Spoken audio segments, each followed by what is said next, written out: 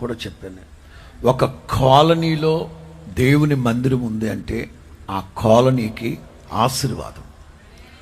ఒక గ్రామంలో ఒక దేవాలయం ఉందంటే ఆ గ్రామానికి ఆశీర్వాదం.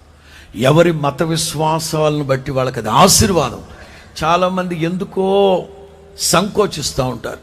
దేవుని మందిరం నీడబడితే అరిష్టమట కదా, ఇట్లా ఏదో చెప్తూ ఉంటారు. ఎవరి పిచ్చోళ్ళారా, దేవుని మందిరం నీడపడితే ఒక్క మాటలో చెప్పాలా, నా దేవుని యొక్క నీడ మీ మీద ఉన్నట్టు.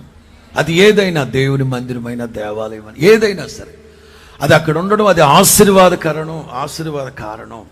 దేవుడే చెప్తున్నారు, నేను మీ మధ్యలో నివసించాను. ఏముంది దేవుని మందిరంలో? దేవుడు కూడా, మీరు వినండి, యెషయా గ్రంథంలో ఉంటుంది. అలాగే యేసు ప్రభు కూడా అంటారు. ఏమన్నా తెలుసా? ఇదిగో ఈ ఊరంతా తిరుగుతూ రండి రండి రండి రండి, నా ప్రార్థనా మందిరములో నేను మిమ్మల్ని ఆనందింపచేస్తాను. స్తోత్రం చెప్పండి. ఏముంది దేవుని మందిరంలో? నా ప్రార్థనా మందిరములో నేను మిమ్మల్ని ఆనందింపచేస్తాను. నిజమే. వాళ్ళల్లో కొంతమంది అడిగి ఉండొచ్చు, బోధకుడా మొన్న మా ఇంటికి వచ్చారు కదా, అప్పుడు మమ్మల్ని ఆనందింప చేశారు కదా.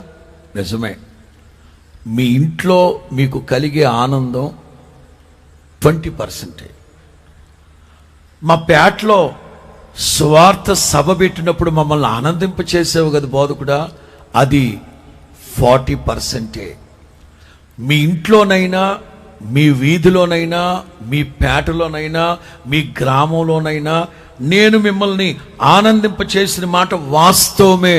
కానీ నా